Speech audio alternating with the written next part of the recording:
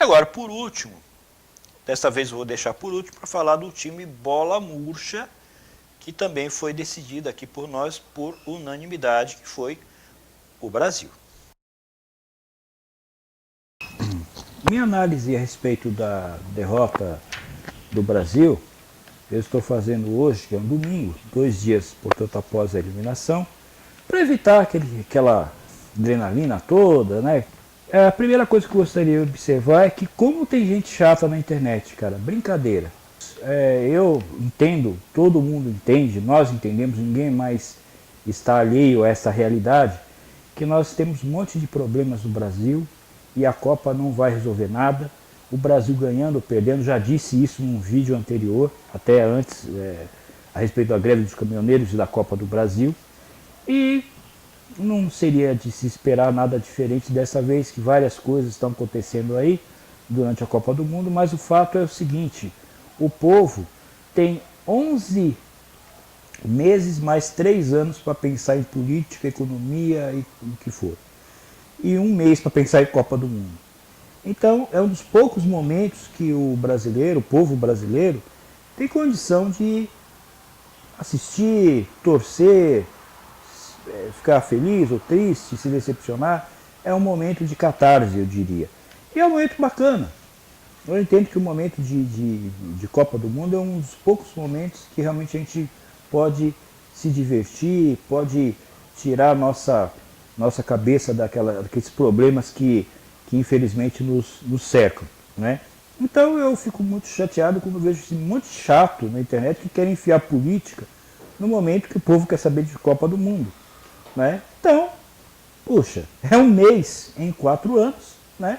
Eu não vejo nenhum problema em relação a isso, até porque não só no Brasil, mas países também têm problemas, e países desenvolvidos também, Copa do Mundo, participando ou não, as pessoas assistem, torcem. Esse é o primeiro comentário que eu gostaria de fazer. Quanto ao Brasil, foi basicamente a crônica de uma morte anunciada. Se vocês assistirem nossos vídeos anteriores, vocês vão perceber que tudo que nós falamos anteriormente foi exatamente o que ocorreu, né?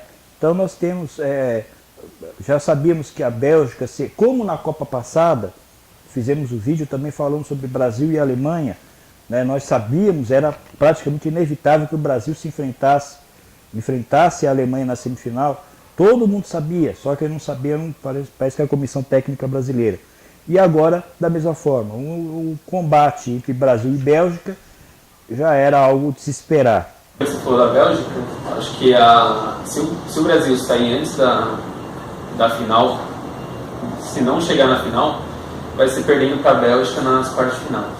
Eu acho que é a maior pedreira que o Brasil vai ter que enfrentar até a final. Poderia pegar a Bélgica, se a Bélgica ficar em primeiro no grupo, e provavelmente vai ficar. O Brasil também ficando em primeiro, passando das oitavas. Acho que é a maior pedreira aí que o Brasil tem pela frente.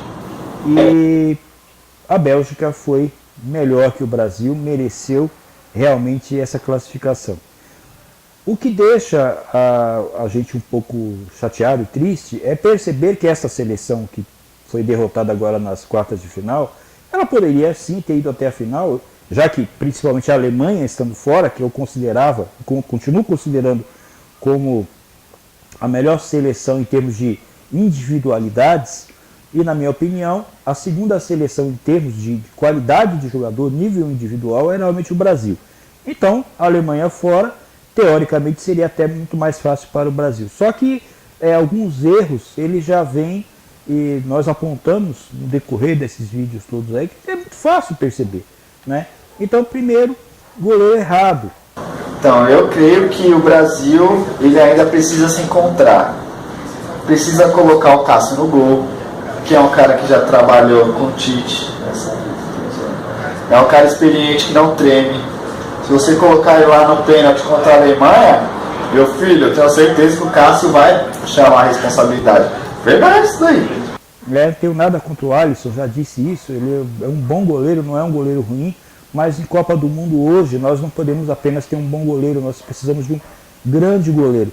Se nós não tivéssemos um grande goleiro, como foi o caso da Argentina, não é? Que contou com o Armani, Cavaleiro, que não eram as principais opções da Argentina, né? E lógico, não se saíram muito bem esses dois goleiros, porque, repito, não era a opção ideal para a Argentina, foi o que a Argentina pôde contar ali em cima da hora. No nosso caso, nós tínhamos um goleiro de grande potencial, que poderia, assim como o Courtois fechou o gol do lado de lá, nós poderíamos ter o goleiro, que já foi falado dele várias vezes aqui, foi debatido exaustivamente por nós aqui, que é um goleiro que todo mundo sabe que é o Cássio, que é um grande goleiro e estava no banco, né? Então esse já foi o primeiro erro. Nós, mais uma vez, nos demos ao luxo de perder uma Copa por escolha errada de goleiro, né? Isso já aconteceu com a gente em 82, onde aquela seleção, que foi uma seleção maravilhosa, não há dúvida, que deixou saudades, que deu show, mas que pagou caro por ter levado o goleiro errado. Todo mundo sabe, naquele momento, o Leão, além de ser mais goleiro que o Valdir Pérez, estava num momento realmente formidável da sua carreira. A escolha do goleiro errado custou uma Copa do Mundo para o Brasil, custou mesmo. Depois nós tivemos, mais recentemente, né, a escolha equivocada do Júlio César, e nós vimos o desastre que foi. Nós tínhamos aí o Cássio e tínhamos o Rogério Ceni à disposição. Insistiram num goleiro que, não que ele fosse um goleiro ruim, mas que estava num momento péssimo, né? E agora de novo, escolhe-se um goleiro que não tem força para estar com a 1 da seleção brasileira, quando nós tínhamos aí o Cássio, que é um goleiro que todo mundo sabe que tem realmente tinha muito mais capacidade que o Alisson para estar defendendo o gol brasileiro. Mas enfim, na sequência eu poderia comentar também, eu assisti o jogo do Brasil inclusive, sem som, né? E uma coisa que me chamou muito a atenção foi que, à medida que a Bélgica foi fazendo os gols, eu via os fogos. Isso me chamou muita atenção, né? Eu estava assistindo, devido às vicissitudes da vida, né? As condições, eu tive que assistir pela Globo, né? E nada contra. Aliás, eu gosto, assisti quase todos os jogos, se eu não me engano, um ou outro jogo eu assisti pela Fox, mas acho que todos os jogos praticamente eu assisti pela Globo. Aí eu acho ótimo, apesar do pessoal meter o pau, falar, criticar a Globo, nesse aspecto técnico, ela é excelente, né? Só tem uma pessoa que, na minha opinião, destoa totalmente, né, do quadro de narradores que são ótimos, todos eles muito bons, comentaristas de primeira, os comentaristas de arbitragem, todos, né, todos muito competentes, pessoas muito equilibradas, que podem até errar aqui ou ali, mas são realmente pessoas de altíssimo cabedal, né? Só tem esse tal de Galvão Bueno que realmente não dá mais, né? Eu não sei o que a Globo está esperando para dar um abraço no Galvão Bueno, mandar ele passear, porque realmente só fala merda. É um cara que já passou da hora e é um tipo que tenta vender uma coisa que não existe, né? E depois, no final, quando eu queria ouvir o Ronaldo e o Casagrande, que são duas pessoas que realmente eu acho que tem bastante coisa para falar, os comentários deles eu gosto de ouvir, vem o Galvão Bueno falar de corrupção, né? Ora, pelo amor de Deus, né? Vem falar da corrupção na CBF, né? E que tem que mudar tudo, que não sei o quê. Quem, né? Galvão Bueno na Globo, né? Então, por favor, né? Não vamos discutir a capacidade técnica, a logística, o trabalho da Globo, que foi um trabalho, mais uma vez, isso não é de hoje, a Globo, desde que eu me entendo por gente, faz um trabalho realmente espetacular quando o assunto é Copa do Mundo, Olimpíada e tal, mas, né, por favor, né, pelo amor de Deus. E é lógico que a Globo, ela que é a única empresa, única emissora de TV aberta que tinha os direitos de transmissão da Copa, ela vai tentar vender o seu peixe, isso é normal. Vai tentar vender o peixe da Copa do Mundo, que é um grande produto, não há dúvida, e vai tentar vender o peixe, óbvio, da seleção brasileira, né? Que também é um grande produto, mas não quer dizer que seja sempre o melhor produto, né? Então, eu vejo isso de uma certa, até de uma forma muito engraçada, porque tentam enfiar pela goela do brasileiro uma coisa que já não convence. E essa seleção, esta é a minha opinião, ela não me representa, e eu vou adiante, ela não representa o povo brasileiro. Daí eu ter ouvido com bastante surpresa, até achei muito engraçado, não estou criticando quem o fez, mas fogos e fogos e fogos de artifício pela Bélgica, e eu até fiquei, se eu estou enganado, foi o Brasil que fez o gol? Não, porque o povo já, esse grupo que está aí, realmente não convence mais, não convence, tá? E aí nós vemos essa coisa toda, essa palhaçada toda que é feita, toda essa mídia, toda essa coisa que não bate com a realidade do que desses jogadores apresentam. Porque Copa do Mundo é uma competição sui generis. E para se vencer a Copa do Mundo não basta apenas que você tenha um grande time, você tem que ter homens, gente de garra, de fibra, gente séria, gente que tenha sangue nos olhos, cara que entra com faca na boca para ganhar, né? E aí eu não vejo, tirando algumas pessoas, né, desse grupo aí, como o Marcelo, né, que eu acho que jogou o que tinha que jogar, né, como o Paulinho, que tudo bem, o último jogo não atuou bem, mas atuou de forma digna, né? Essa molecada que está aí, desculpa, não me convence, sabe? Desculpa a minha franqueza. Então, eu tenho uma ideia já por aí. O senhor Neymar, jogo contra a Costa Rica, né? Depois que o jogo estava 1-0 já no final da prorrogação, ele me vai dar um chapéu de carretilha, né, no zagueiro da Costa Rica, e eu fico pensando, a troco de quê, né, ele fez aquilo? E aí fica fácil entender que ele é um jogador, que não estou discutindo a parte técnica, que ele tem uma habilidade realmente fora do comum, mas é um jogador que não joga mais para o time, ele joga para ele, né? Ele, no momento nenhum, você não vê realmente essa coisa dele ter o interesse do grupo, né? E para mim, o final da seleção foi definido realmente na entrevista do senhor Tite, que é um técnico que eu gosto demais, e espero, né, não só eu, como grande parte do povo brasileiro, que ele continue na direção técnica do Brasil, porque nós não podemos esquecer que quando ele assumiu a seleção brasileira, o Brasil estava arriscado a não ir para a Copa, estava vivendo uma situação difícil. Ele assumiu a seleção brasileira e veio de uma sequência formidável de vitórias, resgatou muita coisa, fez o suficiente para que o Brasil estivesse na Copa como protagonista. Amanhã, ou ano que vem, melhor dizendo, nós teremos a Copa América. Com esse time que está aí, se o Tite vier a disputar a Copa América, sem dúvida o Brasil ganha.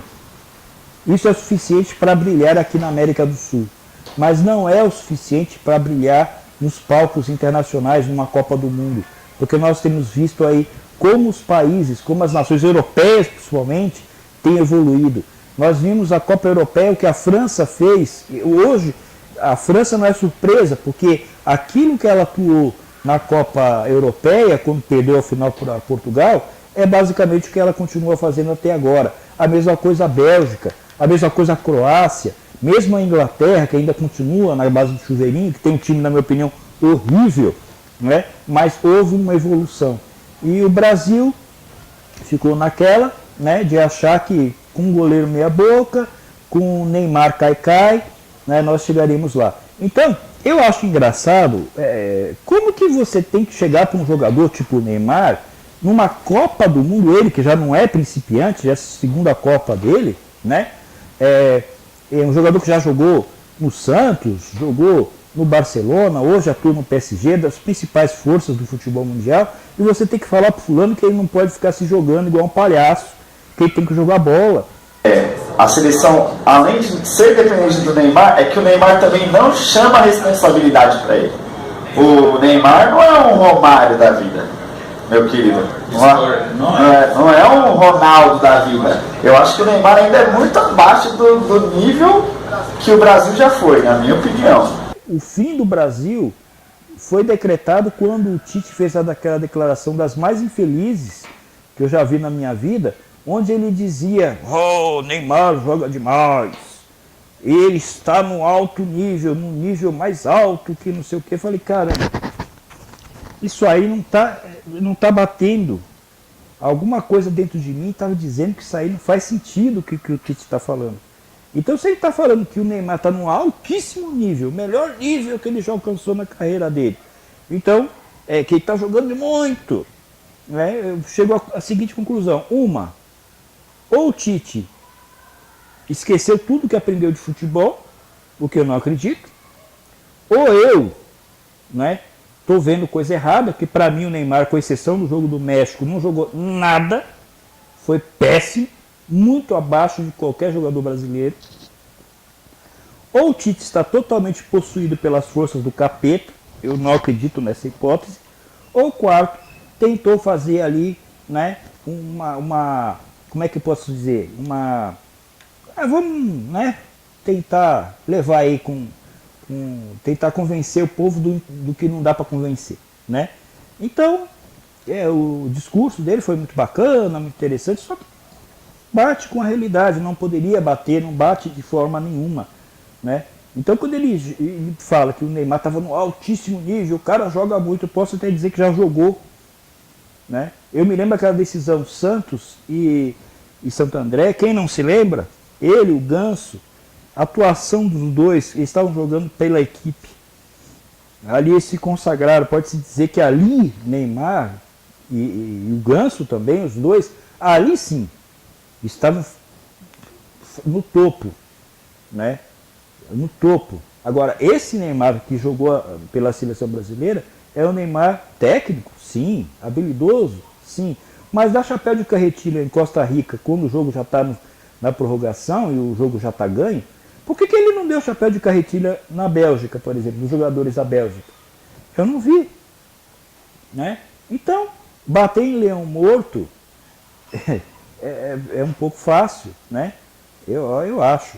E isso é onde eu falo que, a minha opinião, o senhor Neymar nunca, na minha opinião, essa turma de chorões aí, né, nós lembramos bem que foram aos poucos colocando todo mundo de volta, e no final a gente viu essa turma que tomou de 7-1 da Alemanha, né, com jogadores que vão bater pênalti e ficam chorando, né, essa turma aí, desculpa, essa turma não me convence. De operações especiais nunca serão!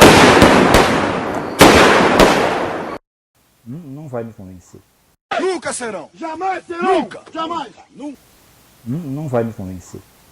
E querer dizer que o Neymar está no nível, não podemos, lógico, esquecer que o Neymar, suas grandes conquistas, campeão mundial pelo Barcelona, venceu a Libertadores pelo Santos, primeiro campeão olímpico, isso já está, o Neymar já está na história do futebol brasileiro, não há dúvida.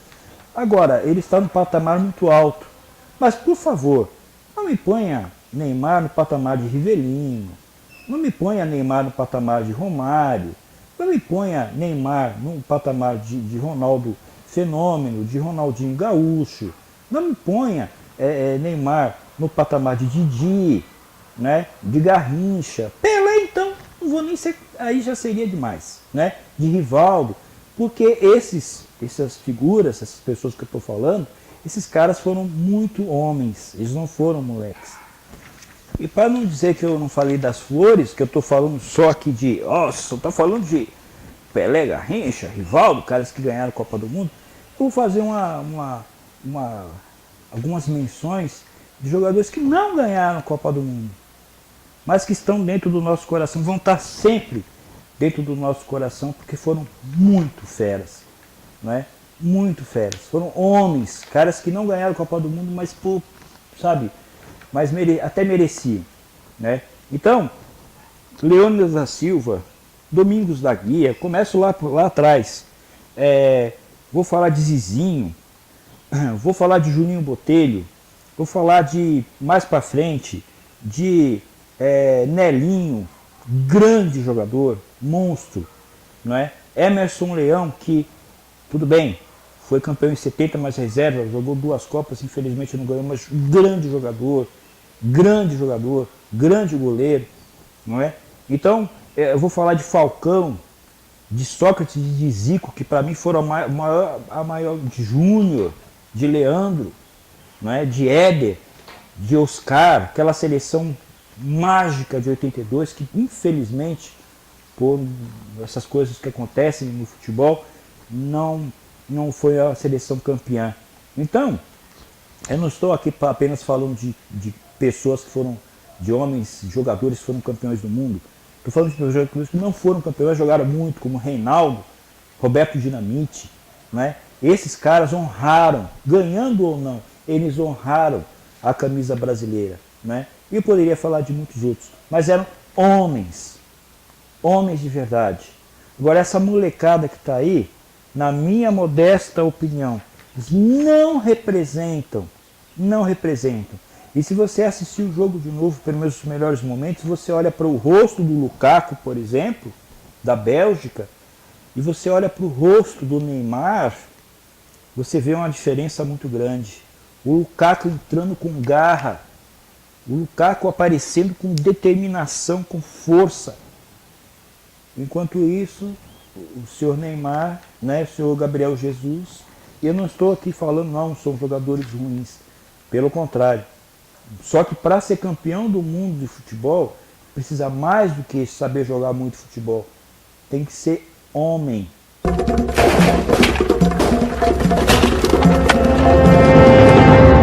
Tira essa roupa preta. Tira essa roupa preta que você não merece usar. Você não é caveira, você é moleque. Ouviu? Você é moleque!